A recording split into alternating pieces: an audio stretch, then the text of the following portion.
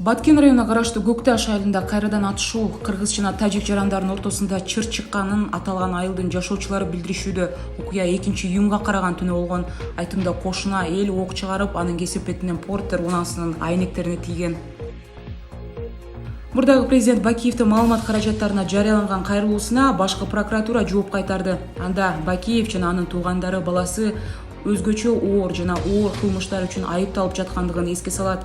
Nazar News сайты 10 жыл мурунку бийликте кулатылган мурдагы президент Бакиевдин кыргыз элине кайрылуусун жарыялаган болчу. Бакиев анда 7 апрелдеги окуяны атайын даярдалган төңкөрүш деп сыпаттаган жана буга убактылуу өкмөттү айыптаган.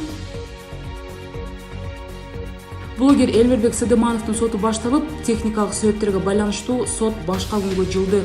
Теги номер 1 тергөө абагында камалып, кийин 28 февралда үй камагына чыгарылган.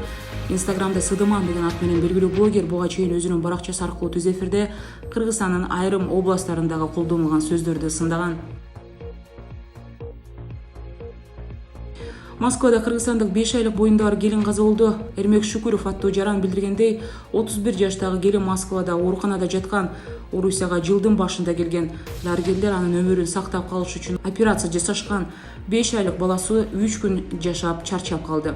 Москвадагы элчи Аликбек Жекшенкулов бул окуя териштирилип жаткандыгын жана документтер даярдоо маселеси консулдукка тапшырылгандыгын айтты. Беларусь президенти Александр Лукашенко өлкөдө эч кандай майданга жол берилбейт деп ачык эскертти.